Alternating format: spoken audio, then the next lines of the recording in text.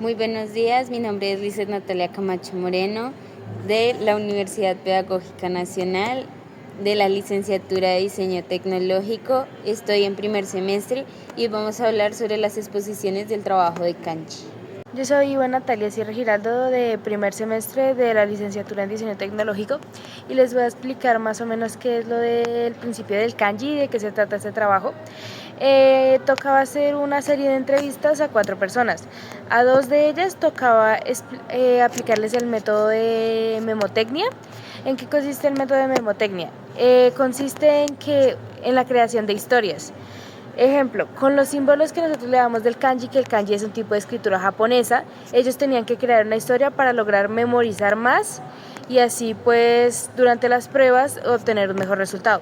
A esto tocaba hacerle al primer grupo, que era de 2 personas, y al segundo grupo no teníamos que explicarle la estrategia, simplemente, y no teníamos que decirle que memorizara nada, simplemente le teníamos que dar la hoja y decirle, por favor mira esta hoja por 10 minutos y así sucesivamente. Y ya al final pues comparar los resultados y ver si la estrategia de la memotecnia funcionó o si no fue para nada efectiva como en la actividad que hicimos sobre el kanji. Bien, esta prueba pues se le hizo, nosotros tenemos los resultados de 8 personas, que serían 4 y 4 de mi compañera y yo. Esta prueba consiste en los 2 grupos, grupo experimental y grupo control. El grupo control fue el que no le dijimos nada sobre el experimento de la memotecnia y el grupo experimental fue el que sí usamos la estrategia de memotécnica de la creación de historias para poder resolver el trabajo planteado sobre el kanji. Bien, esta prueba consistía en 3 fases que pues ya enseguida mi compañera Natalia les va a explicar. Ahora les voy a explicar en qué consistía cada una de las pruebas. La primera era una prueba diagnóstica que consistía en analizar un listado de figuras y palabras para poder contestar una evaluación. Entonces tenían 10 minutos para analizar este listado y posteriormente tener un descanso de 5 minutos. Después aparecía la primera prueba diagnóstica, que era mediante lo que usted recordara poder dibujar o escribir la palabra, si se acordaba, mediante 10 minutos máximo, y después descansar 5 minutos. Después la segunda prueba de la misma prueba diagnóstica tocaba escribir la palabra mediante el objeto o las figuras que aparecían, mediante lo que usted recordara de la listado que les dimos al principio. También fueron 10 minutos y descansar 5 minutos. Por último, de la prueba diagnóstica, tenían que escribir el nombre y dibujar la figura o bueno, el símbolo que aparecía mediante lo que usted recordara del listado completamente, y para eso tenía 10 minutos para realizar toda la prueba final. El grupo control, me perdí, grupo control.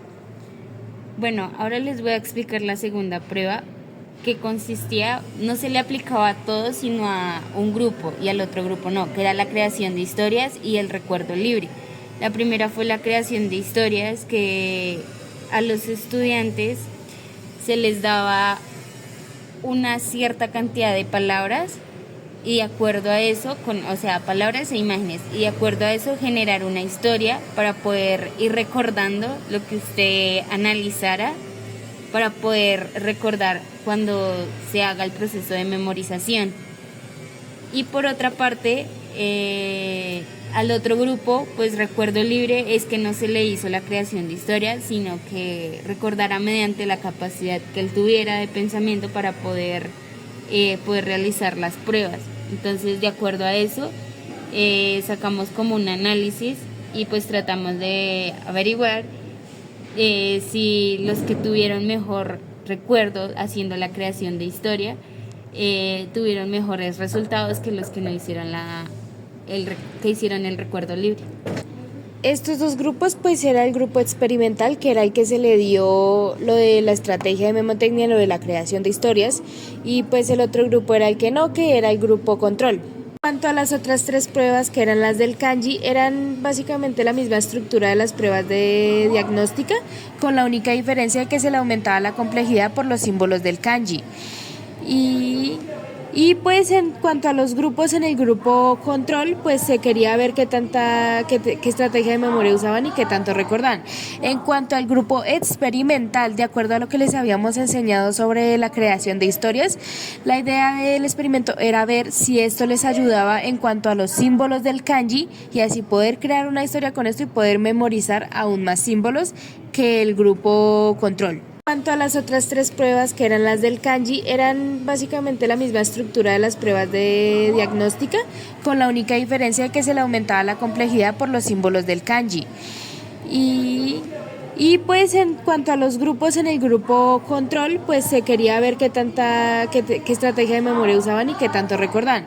En cuanto al grupo experimental, de acuerdo a lo que les habíamos enseñado sobre la creación de historias, la idea del experimento era ver si esto les ayudaba en cuanto a los símbolos del kanji y así poder crear una historia con esto y poder memorizar aún más símbolos que el grupo control.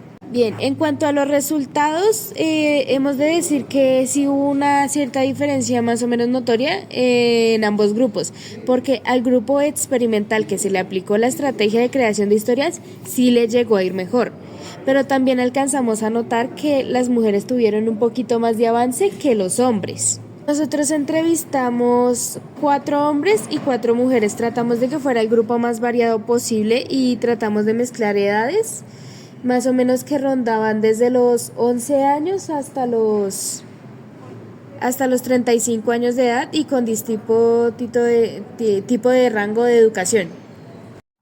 También, en varias pruebas pudimos darnos cuenta que las mujeres de menor edad tenían una mayor capacidad de concentración que las mujeres de mayor edad.